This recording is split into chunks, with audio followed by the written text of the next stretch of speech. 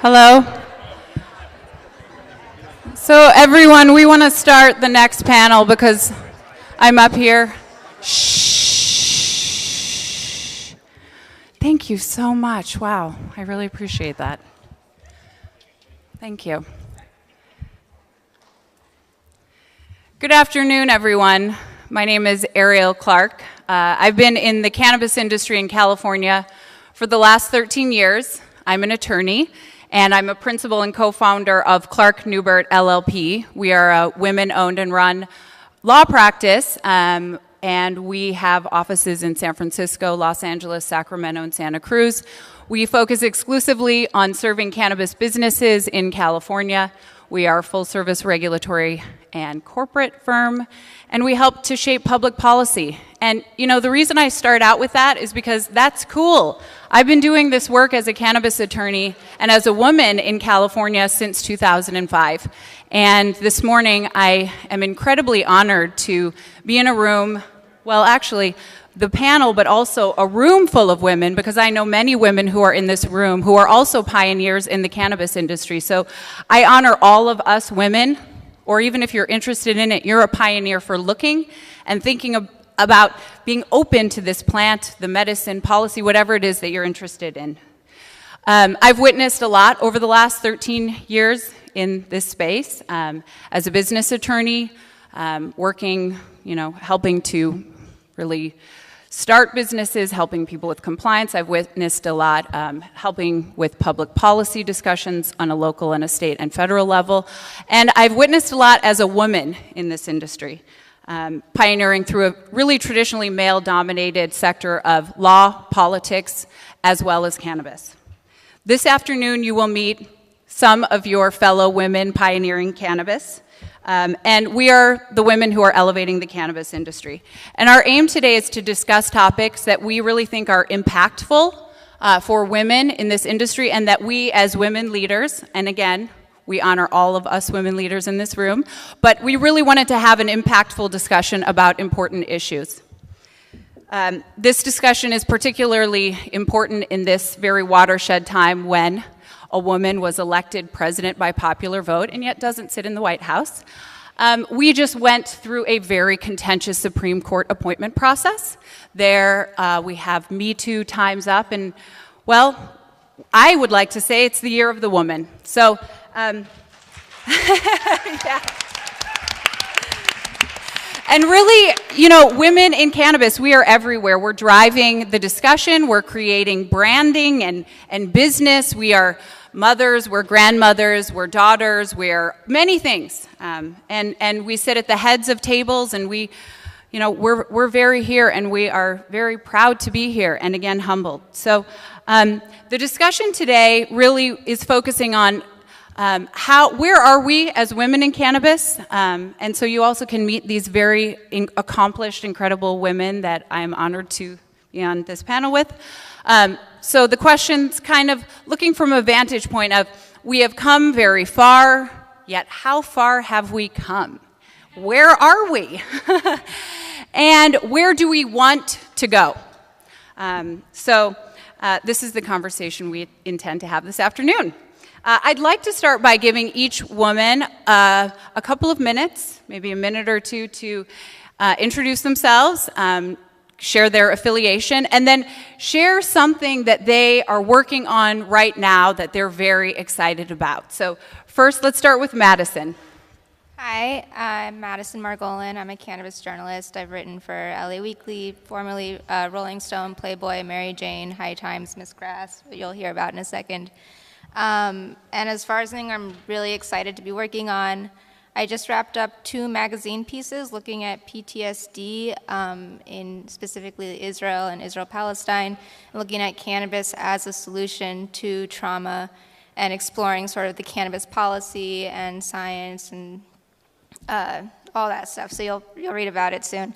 I don't want to give too much away. I feel like I was really fast with that just now. But yeah, generally speaking, I've been covering a lot of the race profiles for the upcoming election in November. I have covered everything from science to policy, how CBD pre-roll cigarettes can be a tobacco replacement, culture, agriculture, everything. So I'm very interested in all aspects of cannabis, and I'm really excited to be on this panel. Hi, my name is Kate Miller. I'm the co-founder and CEO of Miss Grass. Miss Grass is an online magazine and an e-commerce shop for women and cannabis with a much broader wellness mandate.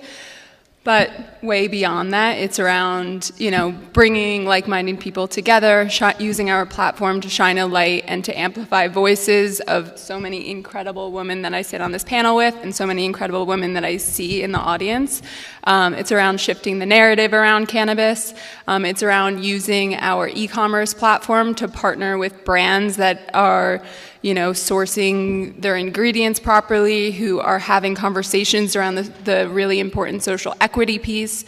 And then we also do a lot of events too. So one thing, I guess, on the event side that I'm particularly interested in is when I launched Miss Grass with my co-founder Anna Duckworth back in January, the conversations that we were having with some of the bigger brands, really, there was less than a handful of bigger brands that would look into the space. And now many, I'm sure we all read about, are looking into the space, and some for probably not the right intrinsic reasons. But regardless, they're helping to elevate this industry, and it's important, and I'm really excited to partner with some of them. In particular, Beats by Dre, we have a really large partnership with that are using their dollar, their voice, their massive audience to help shift the narrative around women in cannabis. So we have a number of different events that they've sponsored. One was in New York 2 weeks ago, which was a huge yoga event that we held for 60 women at Aloe Yoga's new Soho studio. We partner with them on a limited edition Miss Grass collab product. So yeah, that's something I'm interested and excited about right now. Awesome. Hi, my name is Andrea Drummer. I'm always afraid to speak into these things. I am a cannabis chef, co-founder of Elevation VIP, and also a platform called CED, Cannabis Entrepreneurial Dialogues. I graduated culinary school back in 2010, and after a series of injuries and so forth, and being prescribed some relatively dangerous prescription drugs, and addictive, of course, I found it interesting that if I chose to use cannabis as an alternative, that I would be fired from my job. So I did them a favor and I quit. And since, I've been active, not only as a cannabis chef, but also as a cannabis advocate.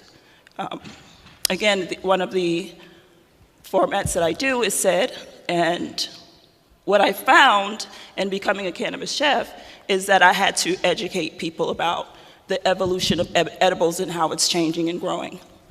So I came up with CED so that not only I could educate people, but that other women and other entities can come out and educate about what they were doing in the community. So what was the other question? What are you working on right now that you're excited about? Probably one of the most exciting things for me is partnering with hotels and introducing and creating cannabis or CBD infused menus for their clients. So I've been working with some people in New York, which is very progressive. So yeah, that's exciting stuff. That is exciting. I think that's cool. So Hotels. I know. Oh yeah, right. I know, right? So amazing. And we're moving to other. So we started in New York, and they want to expand the program to their other properties. Yeah. It's pretty good. Are you naming names who you're working The James Hotel, Oh, the cool. James Nomad. Neat. And you can see the menu on their website. Okay, Katie? Oh, obviously I'm from the media. I'm already asking questions. I know. You're taking my job.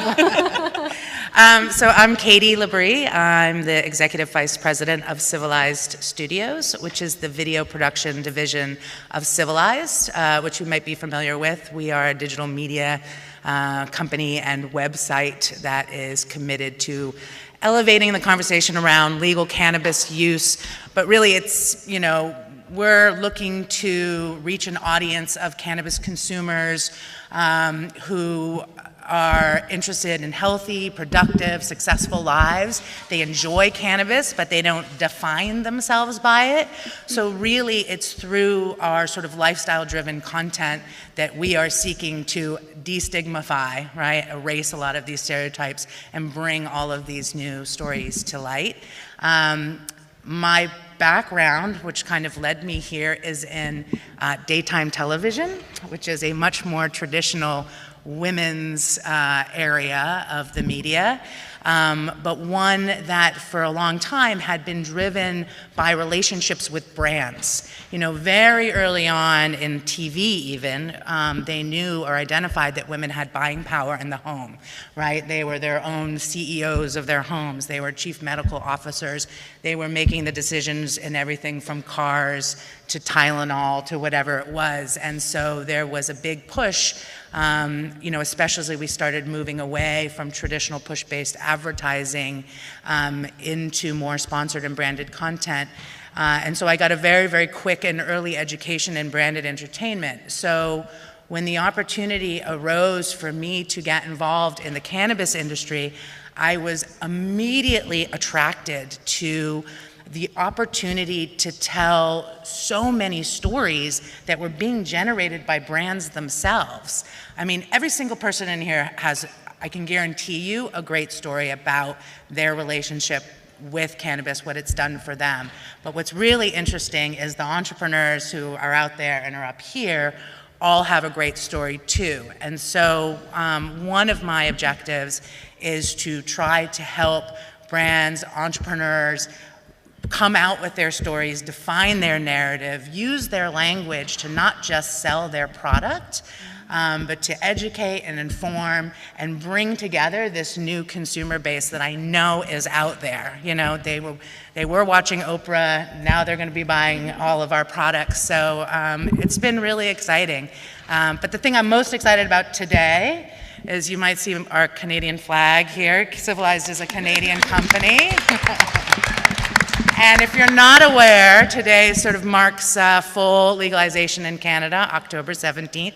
It's a long time coming. If you go to civilized.life, we've published a lot of great content sort of looking at the day, but I really want you to do a sing-along karaoke to Oh Cannabis. Hi everyone, my name's Jessica Asoff. I run a platform called Cannabis Feminists for Women, and I started that when I learned that the cannabis industry has the highest percentage of female executives compared to all other US industries. In 2016, when I started Cannabis Feminists, that percentage was at 36%, and now it's at 27% as the industry has gone mainstream. So that's definitely an issue we need to discuss. But part of my mission is to really empower and educate and encourage people to come out of the cannabis closet. I spent so many years feeling so ashamed of my love for the plant as the token stoner girl at Harvard Business School, smoking my bong in my closet by myself. And a lot of what we need to do is really make people feel like they can be honest and open about their love for the plant and why they choose plants over pills in some cases. So I've zoomed out, and now I'm really focused on trying to reach the woman in the middle of the country in Peoria, Illinois, who's taking Xanax and drinking wine because she thinks that's the only solution for her. Because in many ways, we've already won this conversation. Most of you are already sold. But how do we reach the mainstream, the woman who doesn't yet know that this could work for her? And a lot of that has to do with education. So I'm focused on building a cannabinoid education platform called Prima. Yay!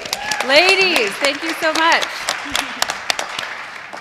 So I'd actually like to start today's conversation with Madison. Madison, you have a very unique role as a journalist. You really get to see behind the curtain. And so what I'd like to ask you is, what are you seeing in terms of gender and sexuality in cannabis? Are there gains being made? And is it a model for other industries? Yeah, so I sort of grew up in the cannabis space. My dad's a pot lawyer, and he's defended weed cases. And so I grew up since when I was pretty young going to cannabis cups. And I remember even as a teen, 18 years old plus, seeing at the Cannabis Cups like overt sexualization of women in the cannabis space, like mini skirts, holding out like a bunch of, whatever sort of offering they had. And that was it as far as what I saw at a young age of women in cannabis. And so that's really expanded in the past 20 plus years since California's legalized at least medical marijuana in '96 until now. So what does the female in cannabis look like? It looks like all of us, probably a lot of the women in this room. There's really no specific person who it looks like. So as far as the sexualization specifically of women in cannabis, it's not a bad thing to be a woman and own the fact that you're also like a sexual person or, can be sexualized in a positive way. And a lot of women are doing that now in cannabis. So you have brands like Foria, which has infused tampons for if you have period cramps, but also an infused lube. So allowing women to sort of take back cannabis and take back like their sexuality in a very positive way. There's another woman called Ashley Manta who is something called Canisexual, and that's another way where she's empowering women to merge cannabis and sex together. So that's the sex point. As far as gender specifically, women are, like as you mentioned, are sort of driving a lot of household purchasing decisions, and what I've been seeing is a lot of cannabis brands are coming up by women for women. So like Foria or Whippy and Maya, or brands that are targeting PMS or specifically women's issues. You have women who are pregnant coming out of the closet saying, I need cannabis as a pregnant woman. There's one woman I know who has epilepsy who literally could not have gotten through her pregnancy alive probably if she hadn't been using cannabis the entire time. And the fact that we're at a place now in media and society where people can come out and say that is a huge step forward from even 5, 10 years ago, 20 years ago, when we were first kind of legalizing medical marijuana. So yeah, I'd say that the face of the woman in cannabis is changing. Cannabis are sort of taking back, women are taking back like cannabis and sex together as a positive thing. And a lot of brands and media companies are catering specifically to a female audience. Mm-hmm. So, yeah. I guess another thing that I want to say or that I'm noticing is that we do want cannabis to be a mainstream, like a mainstream consumer product, and that's happening. However, as it becomes more mainstream, as Jessica pointed out, that means a lot more just, regular like white men are getting involved in the cannabis space. And so the number of female executives in cannabis is dropping. So, my hope for the space is that as it progresses towards a more mainstream place, people and executives are conscientious of that sort of social equity among the genders and also minority groups as we push the needle forward in a legal market. Thank you. I think that leads perfectly to a question for you, Kate. What's one thing that you do to specifically elevate women, or do you think you have any responsibility to elevate women? So yes, I absolutely think I have a responsibility given that we have this media platform where we're pushing out content to hopefully reach a mass audience.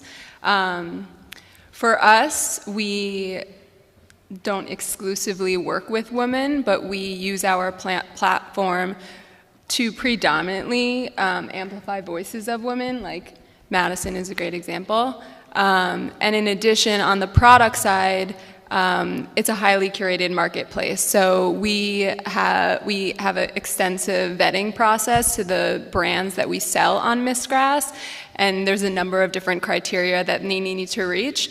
But I feel responsibility as a business owner in this space to make sure that we're aligning with the right brands that are doing, sourcing their products correctly, that are, as I mentioned before, are talking and making sure that this social equity piece is brought up in every conversation that we have around cannabis and beauty, cannabis and wellness, where cannabis is playing in business.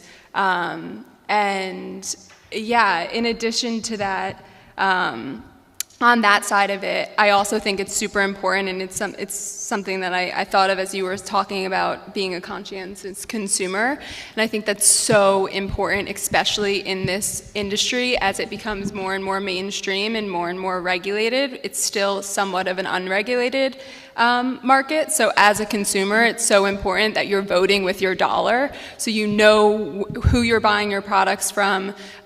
You know exactly the owners. You know their stories. You know where they're vetting. And hopefully Miss Grass will become this trusted source. So you know that we're doing that for the consumer. Yeah, thank you so much. Andrea, my friend, you are a chef in a traditionally very male-dominated industry. Do you think being a woman has any advantages in your part of the industry? In the cannabis industry specifically? Sure. Well, I think there's a duality about it. What tends to happen? Well, right now it's so new that not all chefs really want to kind of delve into the industry, so they have one foot in, one foot out. To my advantage, I didn't do that. I didn't take that route. But all the same, there is still,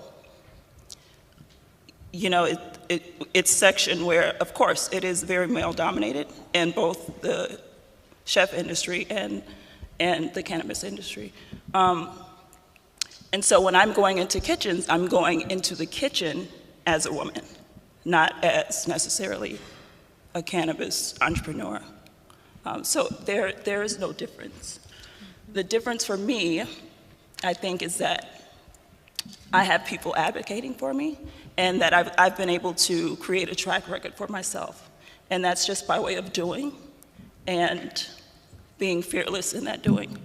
So I think it's important for us to just be fearless and kind of go for it, and not concern about the conversations that's going on outside of us and what we can create, and just create and be great.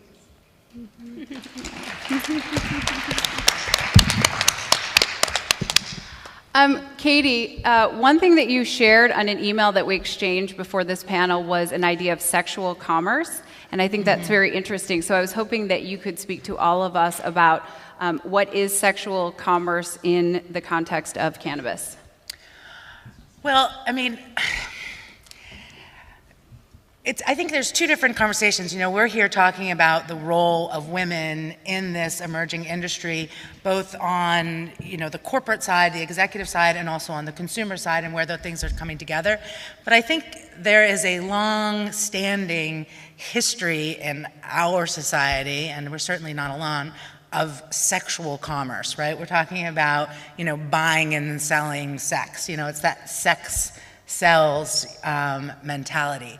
And I think that, like a great example, and I'm sure we've seen this, and we already talked about it earlier from experiences in Cannabis Cup's past, and we do see it dwindling, but you guys still have seen the billboards, right?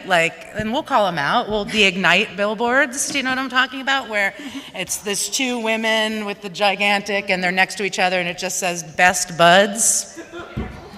Okay, so that's some sexual commerce going on there, but there's also something else going on there, which is that I'm driving by it with my 14-year-old daughter about 2 days ago, and she looks up and points to it and says, "Mom, can you do something about that?"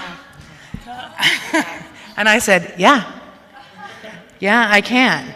So I think, the idea here is to truly shift the narrative, the way that we talk about women in commerce in general, where the first value that is put upon us are not our buds, but is something else, is our consumer savviness, our wanting to learn about things, our making really informed choices, which in a weird way is attached to our gender in many ways, but in a different way than this sort of traditional sexual commerce.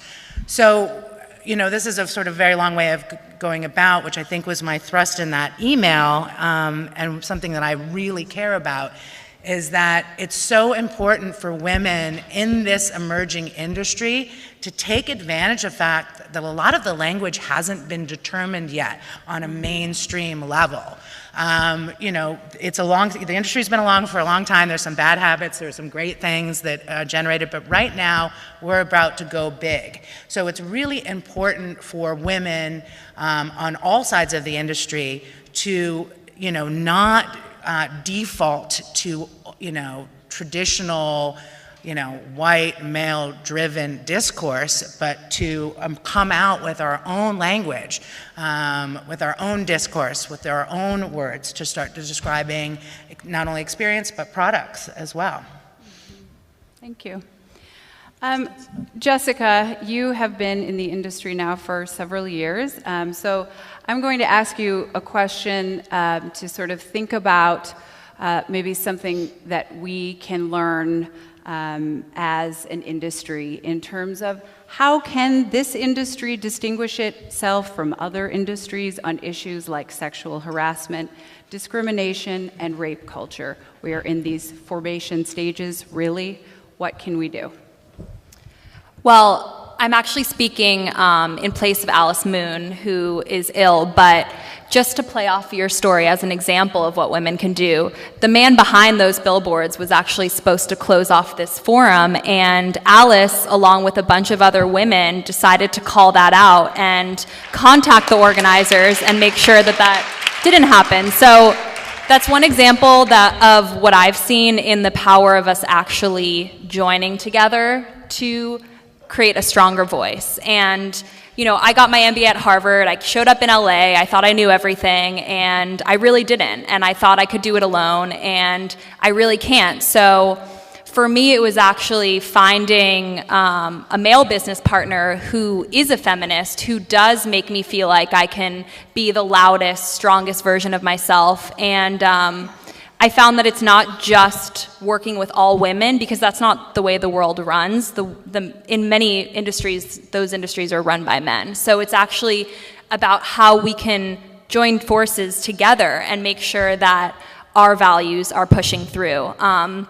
It's funny, actually, because one thing I love about the cannabis industry is it's given us permission to talk about taboo topics like female sexuality and pleasure. And there's so many women in this room, like Carly Jo, the cannabis sensuality coach, and the Canisexual, and all of these women who have created a platform to talk with strength about cannabis and sex and the role of female pleasure and how we can make that conversation mainstream. But at the same time, that conversation is also kind of being taken off our shoulders. I was in a room last week with a male PhD, older man scientist, and he was telling me about this new cannabinoid emulsifying technology that he used to make a lube that gives women better orgasms. And here's the scientist who's, you know, in his 60s. I never thought he would say the word orgasm in our meeting. But it kind of rubbed me the wrong way, because I feel like women need to carry forth this conversation, not just start it, but end it, and shift the perception of us from the vape girls. That was kind of the female identity at Cannabis Cup. It was, you know, the women were in charge of getting the men to be more interested in their products. But now we need to kind of shift and flip that on its head, and we need to be the ones controlling and curating and articulating the role of cannabis in our sex life, in our lifestyle, in all of the aspects of our life. So that's a long way of saying that we really need to join forces and realize that there are many things that will happen to us in this space. Yes, those billboards will go up without our approval, and yes, we'll have to drive by them every day, but we can choose how we respond to them. And we can respond in such a sophisticated, elevated, articulate way that won't be ignored. So for many of these issues, it's really about how we choose to respond and how we join forces and realize that we're stronger together. Thank you.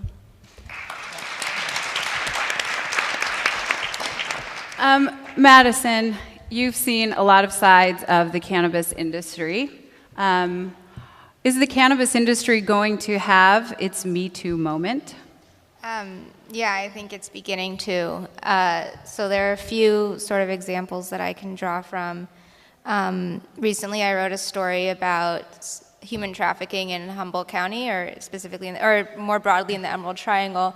And a lot of it, while human trafficking is its own industry, there is some overlap with cannabis. You hear about women who go up to Humboldt and are asked to, trim weed topless, are put in situations where they're potentially getting raped and being, vulnerable to sexual assault. So that's one example that doesn't get talked about enough, and it's very much like under the table because the whole trim industry is still very kind of unregulated even in the legal atmosphere. Another thing that I'm thinking of is one of the largest cannabis brands on the West Coast. The CEO has been recently accused of sexual assault, and that's not, it's not the only place where that's happened. And so the whole thing is going to court, and it's been we could probably elaborate on it.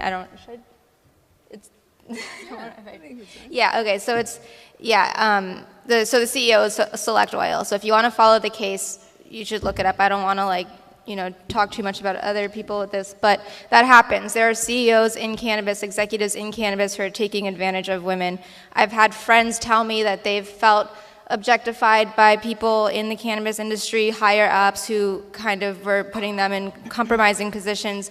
Right now we have a community of women. We have, cannabis women's circles and stuff like that where women can come out to each other, and they're telling me, they're telling people like Jessica, they're telling all of us here, and a lot of, kind of pro-female or female-run media is writing about it, but it's not coming out enough in a mainstream way that Me Too as a whole is becoming a mainstream thing.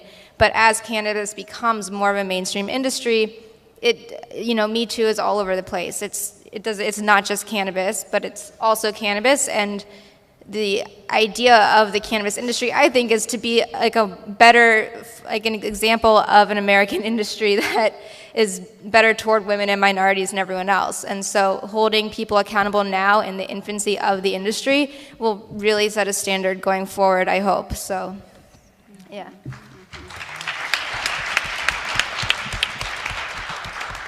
Kate, I know that conscious consumerism is important to you, and you spoke to this a little bit before, but I would love to sort of hear more about what are the specific objectives you aim to achieve through your platform. Maybe talk about the top 3 objectives and speak a little bit more to conscious consumerism. Sure. So objectives on this is related to both the content and the commerce side, but the commerce side in particular, I feel, more responsibility around curating a marketplace and an offering for this consumer around the brands that are doing it right. Not carrying the Selects on Miss Grass. You will never see that on it. And then also providing on the content side the education and resources for consumers to make their own purchase decisions that are really rooted in education, knowing where they're, knowing who's behind the Selects of the world. I'm sure if the average consumer that's walking into MedMen that was buying that Select pen knew about this, they wouldn't be buying it. Education is needed to elevate this entire industry and for more conscious consumers. So from a responsibility perspective, curating the right marketplace and featuring the right brands and providing a platform and providing the right educational resources for consumers to make the right decisions. Thank you. Andrea, I have appreciated over the last number of years you putting on the Cannabis Entrepreneurial Dialogues. And I'm curious what sort of dynamics you see at your SED Talks for you personally as a woman and as a leader in cannabis. SED, when I first initiated, again, it was to educate the public about what's changing and what's different in the edibles community and how it's completely evolving. But also with that, it was allowing other people to come and speak about what they were doing. Ariel was one of those persons on quite numerous occasions, thank you. But what I found that the format became very diverse. So there are a lot of women, a lot of women of color coming to not only learn, but also educate about what they're doing in the space,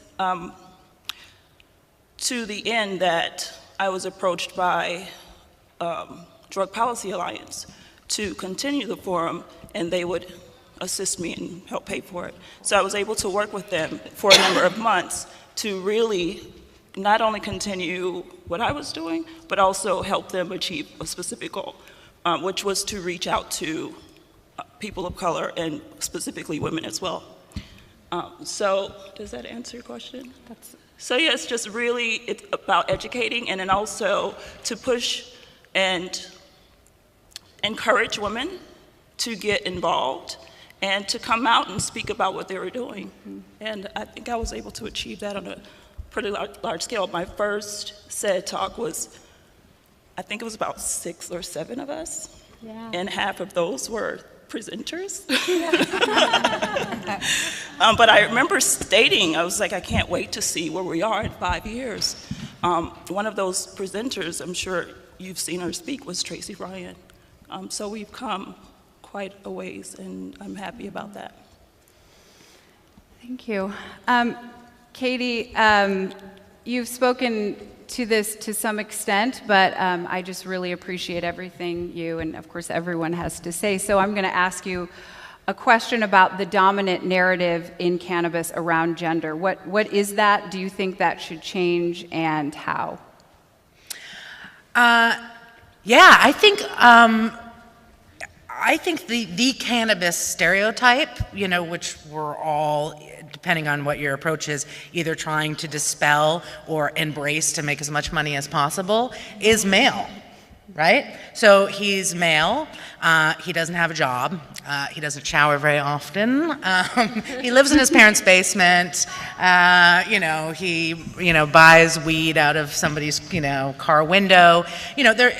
Start to think about this guy. And we know that this guy is, he's mythical, he's a figment of a lot of anti-propaganda and other things over the year. But this person exists to most of the population. When you say cannabis, they think this guy. So, yeah, there is an innate gender thing there. This is something that I think a lot of women just don't feel any connection to if they have no experience with it. But as we all know, it's sort of, the irony of it is not lost on me. It's a plant. It's sort of this, and it's a plant where the female is the sort of dominant and most desirable and most sort of productive member. And I think that it's interesting that the sort of prevailing stereotype leads us to a very male origin of not only this product, this plant, but also the industry. So yeah, I think in its very, very origin, at its very core, the predominant, marijuana stereotype is male. That gives us an interesting opportunity as women. So what is the female counterpoint to that? I guess she's kind of a hippie, right? I don't know, maybe she's like a little free love, maybe, but it's not as entrenched. So I think it really gives us an opportunity to start to add to who this person is, to really use our experience as women to not just start to destigmatize it and get rid of stereotypes, but to create new standards. It's almost like we don't have as much to fight against, so we can sort of, and it can be people like Tracy, it can be moms, it can be people, it can be yoga instructors, it can be chefs, it can be all these different people, but it starts with women. I just don't think we have as much to battle, and therefore we have a lot of responsibility, to make it work. Beautiful, thank you so much. Yeah. This is going to be our final question, and I'm going to ask Jess, but then, so if you'd like to answer that first, and then anyone else who would like to jump in on this, because I was actually hoping all of us would be able to speak to this, but we can take this conversation outside of this room and after this panel. So, Jess, what does female leadership look like in cannabis?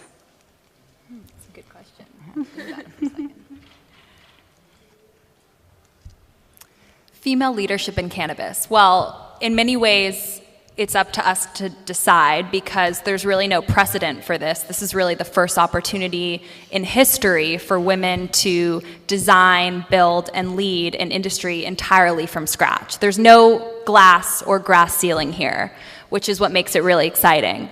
But in my mind, female leadership in the cannabis industry looks nothing like female leadership in any other industry, only because I think it requires both the business person persona combined with the mother maternal instinct. And that, in my mind, is the recipe for success of leadership in all industries. But I think that we can use the cannabis industry as the model there.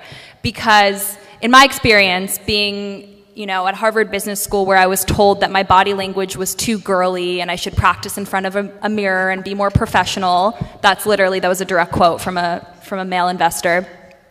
This is a space in which it's about healing. It's about preventative medicine and health and happiness.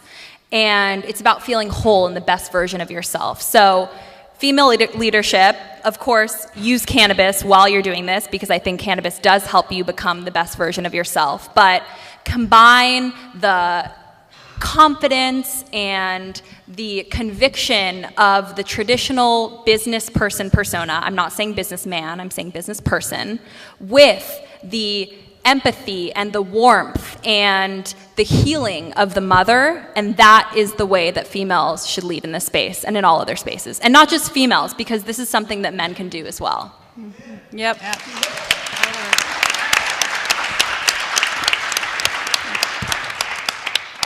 Please. Yeah, so we're seeing now that, there is this whole thing of the women in weed, or, that's kind of like almost a trending term at this point, but I just want to point out that women have been in cannabis this entire time.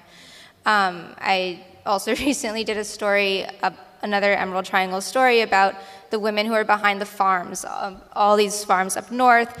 When you think of a cannabis farmer, you probably think of a man, but he might be married, his wife might be working alongside with him as a farmer, or you have women who are running the towns up in the Emerald Triangle while the men are on the farms, and they're running literally every single other thing that's happening there.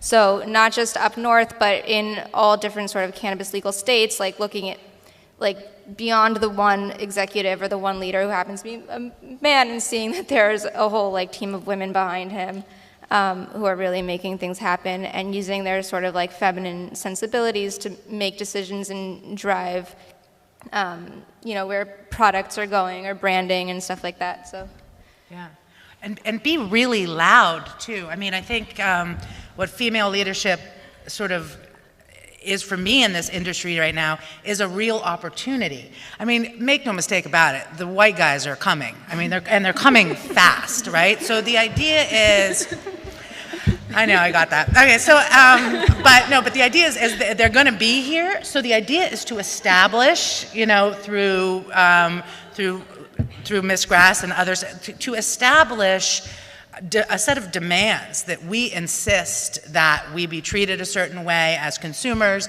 that we be treated a certain way as business people, that our products stand for certain things like gender parity and, sustainability on the environmental side and social justice. If we make those demands so much a part of this industry that it becomes intrinsic, then when those guys show up, they're going to have no other choice but to deal with it.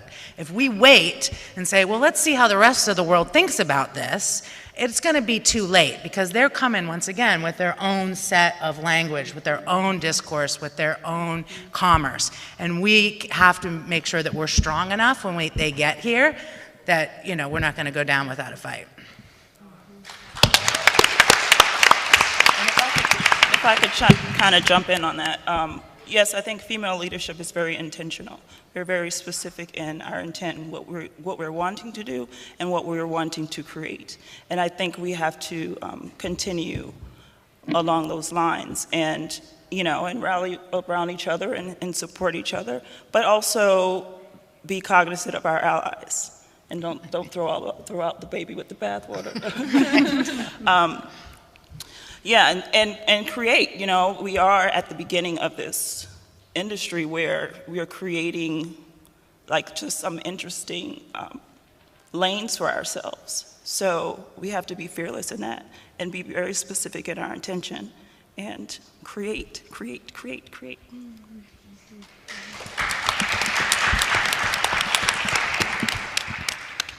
Yeah, I mean, I would echo what everyone said on this. I think there's a massive opportunity right now for women in this industry.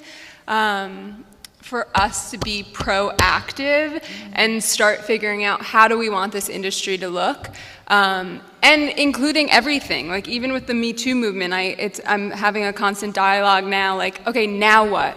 How do we think about like instead of putting energy into the divisiveness, like how do we think about like where do we go from here? So I think that conversation is really important too.